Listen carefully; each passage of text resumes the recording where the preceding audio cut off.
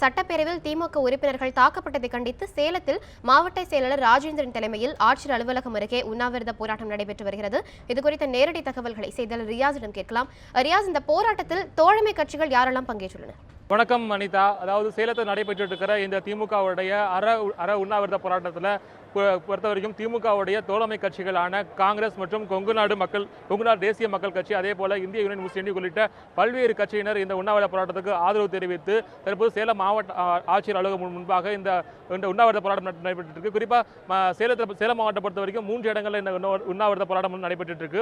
அதாவது சேலம் மத்திய மாவட்டம் சார்பாக சேலம் மாவட்ட ஆட்சியர் அலுவலகம் முன்பாகவும், அதே போல சேலம் கிழக்கு மாவட்ட திமுக சார்பாக சங்ககிரியிலும், அதே போல மேற்கு மாவட்டம் சார்பாக வாழப்பாடியிலும் இந்த உண்ணாவிரத போராட்டம் நடைபெற்று இருக்கு. தற்போது நான் நின்றுட்டு சேலம் மத்திய மாவட்ட திமுக சார்பில் நடைபெற்று உண்ணாவிரத போராட்டம். இங்கு மத்திய மாவட்ட திமுக செயலாளரும் சட்டமன்ற உறுப்பினருமான ராஜேந்திரன் தலைமையில் ஒரு மிகப்பெரிய அளவிலான இந்த உண்ணாவிரத போராட்டம் தற்போது நடைபெற்று இருக்கு.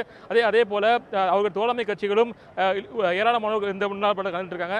குறிப்பாக மாணவர்கள், மகளிர் உள்ளிட்ட பல்வேறு தரப்பினர் இந்த உண்ணாவிரத போராட்டத்தில் கலந்துட்டு இருக்காங்க. அதே போல இந்த உண்ணாவிரத போராட்டத்துக்கு ஆதரவு தெரிவித்து ஜல்லிக்கட்டு போராட்டத்தில் ஈடுபட்ட பல்வேறு சமூக அமைப்புகளும், அதே போல சேலம் மாவட்டத்தை சேர்ந்த பல்வேறு வணிக சங்கங்களும் இந்த உண்ணாவிரத போராட்டத்துக்கு ஆதரவு தெரிவிச்சிருக்காங்க. இந்த உண்ணாவிரதம் போராட்டம் குறித்து சட்டமன்ற உறுப்பினர் ராஜேந்திரன் இப்போ இணைஞ்சிருக்காரு. அவர்கிட்ட கேட்கலாம், இந்த உண்ணாவிரதம் போராட்டம் குறித்து. சார் வணக்கம் சார், இந்த உண்ணாவிரத போராட்டத்தை பற்றி சொல்லுங்க. இங்க எவ்வளவு பேர் கலந்துட்டு இருக்காங்க? தளபதி அவர்கள் வேண்டுகோளுக்கு இணங்க சட்டப்பேரவையில் நடந்த ஜனநாயக படுகொலையை கண்டித்து சேலம் மாவட்ட ஆட்சியர் அலுவலகம் எதிரிலே பிரம்மாண்டமான உண்ணாவிரத அறப்போராட்டம் நடைபெற்று கொண்டிருக்கிறது. இந்த அறப்போராட்டத்திலே 10,000க்கும் மேற்பட்டோர் கலந்து கொண்டிருக்கிறார்கள்.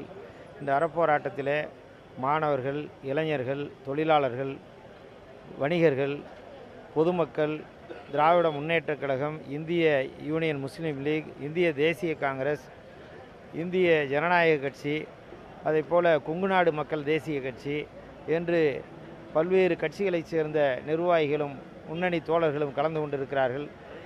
இந்த அறப்போராட்டத்தில் மிகப்பெரிய அளவில் பொதுமக்களும் கலந்து கொண்டிருக்கிறார்கள். இந்த அறப்போராட்டத்தில் பொதுமக்களும் ஆர்வத்தோடு, எழுச்சியோடு, மாணவர்களும் இளைஞர்களும் கலந்து கொண்டிருப்பதை பார்த்தால் தமிழ்நாட்டிலே நடைபெறக்கூடிய சசிகலாவின் பினாமி ஆட்சி அகற்றப்பட வேண்டும், இந்த ஆட்சி தூக்கி எறியப்பட வேண்டும் என்பதிலே உறுதி எடுத்துக்கொண்டு இந்த அறப்போராட்டத்திலே கலந்து இருப்பதாக தெரிகிறது. இந்த அறப்போராட்டம் மிகப்பெரிய வெற்றியை பெற்றுள்ளது. குறிப்பாக அந்த சட்டப்பேரவை நிகழ்வு நீங்களும் அங்கே சட்டப்பேரவையில் இருந்திருப்பீங்க. அங்கே எந்த மாதிரியான நிகழ்வு நடைபெற்றது, அது எப்படி பார்க்குறீங்க நீங்கள்? சட்டமன்றத்தில் ஜனநாயக முறையில் சட்டமன்ற எதிர்க்கட்சி தலைவர் மாண்புமிகு தளபதி அவர்களும் மற்றவர்களும் ஜனநாயக முறையிலே கோரிக்கை வைத்து ரகசிய வாக்கெடுப்பு நடத்தப்பட வேண்டும், அப்படி இல்லை என்றால் 1 வார காலம் சட்டப்பேரவை ஒத்திவைத்து வாக்கெடுப்பு நடத்த வேண்டும், அப்போதுதான் சுதந்திரமாக சட்டமன்ற உறுப்பினர்கள் வாக்களிப்பதற்கு வாய்ப்பாக அமையும் என்று கோரிக்கை வைத்தார்கள்.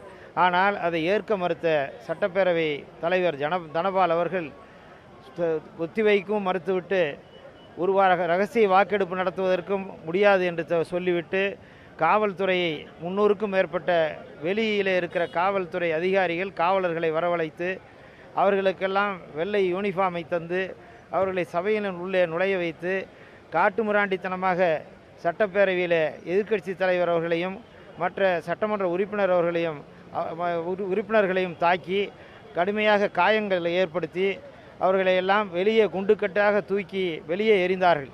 இது ஒரு ஜனநாயக படுகொலையாக சட்டமன்ற வரலாற்றிலே நடைபெற்றிருக்கிறது. இந்த ஜனநாயக படுகொலையை கண்டித்து தான் இன்றைய தினம் தமிழகமெங்கும் உண்ணாவிரத அறப்போராட்டம் நடைபெற்று கொண்டிருக்கிறது. சேலம் மத்திய மாவட்ட பகுதியிலேயும் அந்த அறப்போராட்டம் மிகப்பெரிய வெற்றியை பெற்றிருக்கிறது.